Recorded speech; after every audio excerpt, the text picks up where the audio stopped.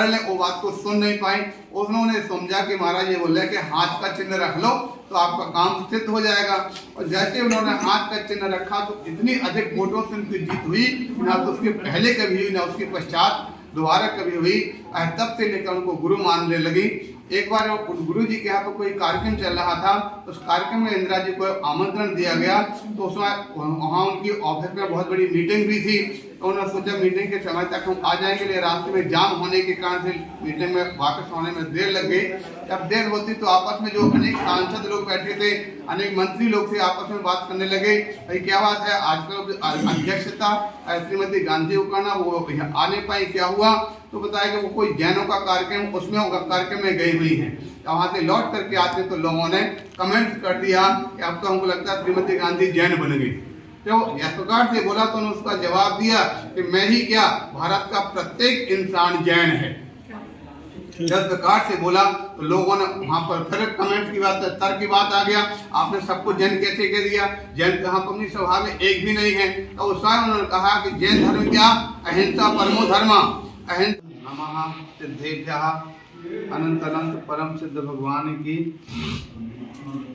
1008 चंद्र प्रभु भगवान की, 1008 पार्थ प्रभु भगवान की, आचार्य उदय महाराज की। प्यारे बंधुओं, आप सभी जानते हैं भारत देश धर्म प्रेमी देश है, जहाँ पर हिंदू, मुस्लिम, सिख, ईसाई, जैन सभी अपने अपने अनुसार, अपनी अपनी भक्ति के अनुसार आराध्य की आराधना करते हैं। जैन सिद्धांत के आराध्य 24 तीर्थंकर हैं। उन 24 तीर्थंकरों में सबसे प्रथम आराध्य हैं भगवान आदिनाथ स्वामी। आदिनाथ स्वामी की भक्ति में लीन होकर आचार्य श्री मानतुंग स्वामी ने 48 काव्य का एक स्तोत्र तैयार किया, जिसका नाम है भक्तंबर का। भक्तंबर काव्य का 48 दिनों से प्रतिदिन दीपार्चना के द्वारा यहाँ पर आराधना चल रही है।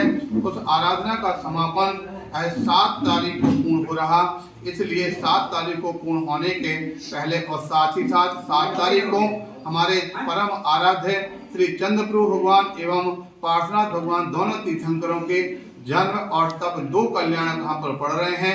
उन कल्याणकों की भक्ति करते हुए, कल्याणक का मतलब जो होता है कि जो व्यक्ति के लिए एक बार वस्तु प्राप्त हो जाए, ऐसा कल्याणक को दोबारा प्राप्ति उसकी नहीं होती, उसका पूर्ण रूप से क्षय हो जाता है, जीव संसार में वह मुक्त हो जाता है।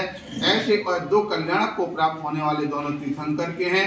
तो उनकी आराधना को लक्ष्य में लेते हुए सबसे पहले 6 तारीख रविवार को श्री चंद्रप्रभु भगवान की आराधना में चंद्रप्रभु विधान किया जा रहा।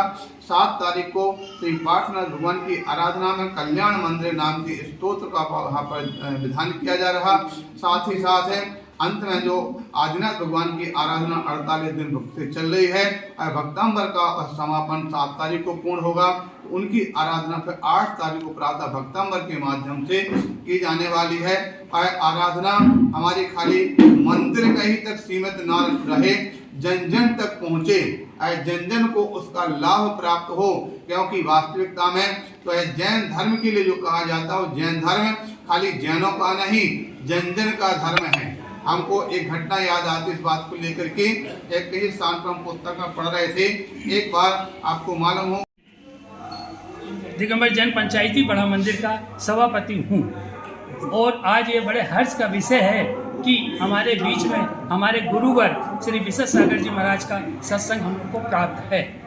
हमारे जैन मंदिर के अंदर एक बहुत बड़ी स्वर्ण मंदिर के हिसाब से बहुत अच्छी चीज़ थी कि हमको एक चांदी का चंदवा जो भगवान के ऊपर लगाया जाता है उसको किया जाए। तो हमारे जैनों की जो महिला मंडल है उन सब ने ये बात कही कि ये हम लोग सब मिल के लगाएंगे।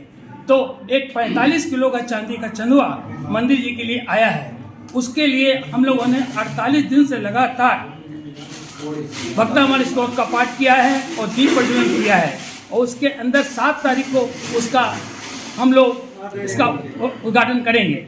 इसके अंदर हमारे यहाँ प्रोग्राम पूरा त्रिदोषी रखा गया है। इस 6 तारीख को हमारे यहाँ पे चंदा प्रभु भगवान की तप कल्याणक है, उसका लेकर के हम लोगों ने एक विधान रखा है, और 7 तारीख को भी पार्श्वनाथ भगवान का कल्याण मंदिर विधान रखा है। 3 दिवसीय और कार्यक्रम में मुख्य तारीख का जो मुख्य कार्यक्रम है वो कल्याण मंदिर विधान है। उसके अंदर हम लोग की घट यात्रा निकलेगी।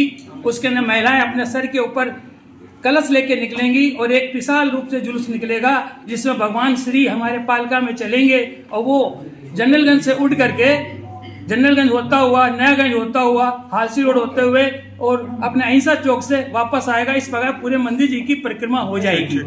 और